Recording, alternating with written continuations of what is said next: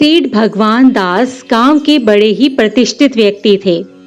उनकी पत्नी का देहांत हुए बहुत समय हो गया था, लेकिन दौलत और प्रतिष्ठा से उनमें तनिक अभिमान आ गया था और वे गरीब लोगों से बहुत ही नफरत किया करते थे। उनका एक बेटा राजू और बेटी विमला थी। उन दोनों में बहुत स्नेह था। सेठ जी के बगीचे में राधा नाम की एक मालिन बाग बगीचे की देखभाल का काम करती थी। उसका भी एक बेटा था बिरजू, जो कि विमला और राजू की ही उम्र का था। राजू अपने पिता की ही तरह गुस्सैल मिजाज का होने के कारण बिरजू पर रौब जमाया करता था और उससे अपने हर छोटे मोटे काम करवा लिया करता था। बिरजू भी राजू की हर बात को पूरी कर दिया करता था। एक दिन की बात है, गांव में तूफानी बारिश हो रही थी। उस दिन राधा बहुत बीमार पड़ी थी। राधा ने अपने बेटे से कहा कि तुम हवेली जाओ और सेठ जी से कह देना कि आज बीमार होने के कारण मैं हवेली नहीं आ सकूंगी। बिरजू ने कहा ठीक है माँ, और ऐसा कहते हुए वह हवेली की तरफ चल पड़ा। बारिश और कीचड़ से बचते बचाते जैसे तैसे वह हवेली में पहुंचा और फिर भी पूरा भीग चुका था। बिरजू दौड़ते दौड़ते हवेली के अंदर पहुंचा और सेठ जी से बोला, सेठ जी आज माँ बहुत बीमार है, वह नहीं आ पाएगी। सेठ जी घनघोर बारिश में भी अचानक आग बबूला हो गए। फर्श पर बिरजू के पैरों के कीचड़ के निशान बन गए थे। सेठ जी ने आप देखा न ताव और बिरजू के गालों पर ऐसे तमाचे जड़े कि वह कुछ देर तक तो ये समझ ही नहीं पाया कि आखिर माजरा क्या है। सेठ जी ने बिरजू से कहा, कह देना अपनी माँ से कल से हवेली आने की कोई जरूरत नहीं है। बिरजू सिसकता हुआ अपने घर पहुंचा। माँ ने बिरजू से रोने का कारण पूछा तो उसने सारा हाल कह सुनाया।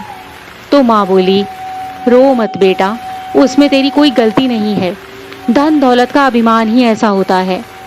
बिरजू मन ही मन बड़ा अपमानित महसूस कर रहा था। सावन का महीना था, पूरे गांव में झूलों और मेलों की बहार थी और अगले ही दिन राखी आने वाली थी। उधर सेठ जी के घर बिमला अपने भाई राजू से कहती है कि इस बार राखी पर कोई ऐसा वैसा तोहफा नहीं चलेगा, मुझे कुछ अलग हटकर चाहिए। राजू बड़े रुआब से बोला, विमला तुम फिक्र मत करो, तुम्हें शहर से बहुत बढ़िया तोहफा ला कर दूंगा। ऐसा कहकर राजू ने फौरन जीप तैयार करवाई और शहर की तरफ चल पड़ा। रिमझिम बारिश अचानक तेज हो गई। आसमान से पानी की गिरती बूंदों ने बड़ा आकार ले लिया था और बारिश ने तूफानी रूप ले लिया।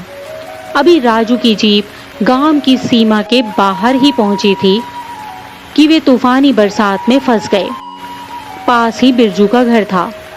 बिरजू ने कुछ आहट सुनी और देखा कि बाहर राजू की जीप फंसी हुई है और चढ़ रहे नाले के पानी में राजू और ड्राइवर डूबे जा रहे हैं। बिरजू हैरान था, फिर भी उसने बहादुरी से काम लिया।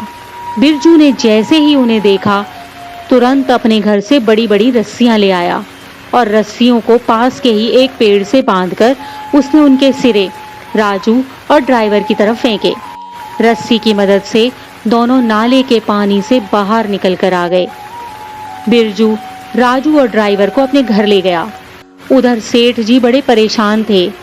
घनघोर बारिश हो रही थी और रात भी काफी हो चुकी थी, लेकिन राजू अभी तक शहर से नहीं लौटा था।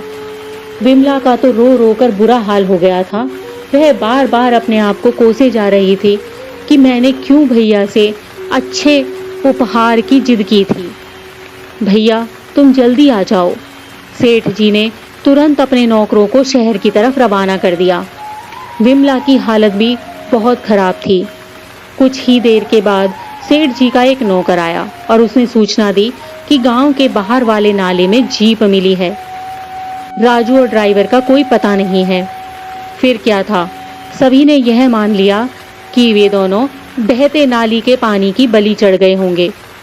दूसरे दिन राखी का त्योहार था, लेकिन सेठ जी की हवेली में तो मातम पसरा हुआ था। विमला को अभी कुछ भी नहीं बताया गया था। सेठ जी अपने आंसू छुपाने की लाख कोशिश कर रहे थे, लेकिन वे विमला को गले लगाकर रो ही पड़े और बोले, बेटी तेरा भाई अब कभी नहीं आएगा। सेठ जी के इतने ही शब्द थे कि एकदम राजू को वहां देखकर सभी हैरान हो गए। सेठ जी तो एक पल के लिए किसी भी चीज पर विश्वास ही नहीं कर पा रहे थे। लेकिन जब राजू ने बिरजू के बारे में सारी बातें बताईं, तो सेठ को अपने बुरे व्यवहार के कारण बहुत दुख हुआ। सेठ जी ने अपने नौकरों को तुरंत बिरजू के घर भेजा और उसकी मां को सम्मान सहित लाने के लिए कहा। फिर उन दोनों को सम्मान के साथ हवेली में लाया गया। राखी की सारी तैयारी हो चुकी थी।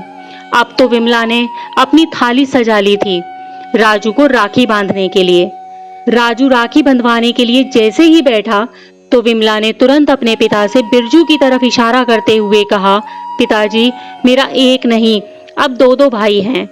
सेठ जी ने तुरंत बिरजू को भी बुलाया और विमला ने दोनों को राखी बांधी। सेठ जी ने बिरजू की मां से कहा कि आज से आप मेरी बड़ी बहन हो और बहादुर बिरजू मेरे बेटे के समान है। आज से आप विमला की बुआ बनकर इस हवेली में रहोगी। विमला ने कहा, पिताजी, आज मेरे लिए रक्षाबंधन के दिन इससे बड़ा और महान तोहफा कोई और नहीं हो सकता। आज मुझे एक और बहादुर भाई मिल गया।